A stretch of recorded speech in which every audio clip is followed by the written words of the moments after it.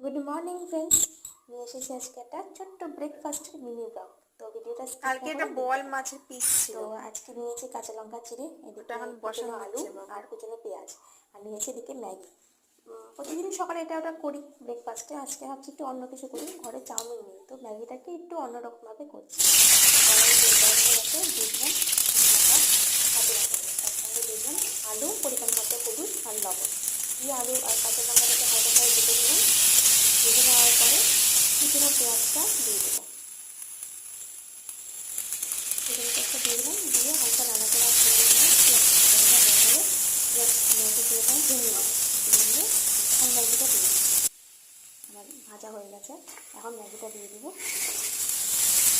আর ম্যাগিটা দিয়ে হালকা নাড়াচাড়া করে জল দিয়ে দিই।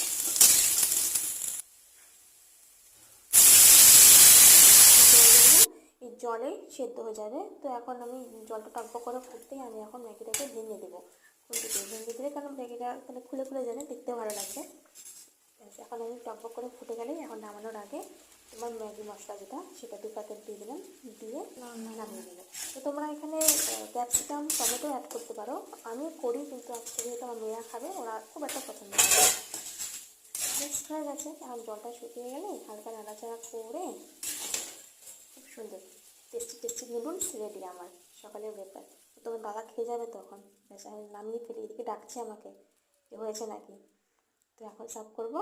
প্লেটে ম্যাগি দিয়ে দিলাম, দিয়ে দিলাম এই টমেটো সস। চলো নিয়ে যেত দাদার ঘরে, সে হয়তো রেডি হয়ে বসেই আছে। নিয়ে চলে এসেছি গরম গরম টেস্টি টেস্টি নুডলস। তোমরা কে কে খেতে ভালোবাসো বলো, দাদা তো খুবই ভালোবাসে। টাটা, সবাই ভালো থেকো।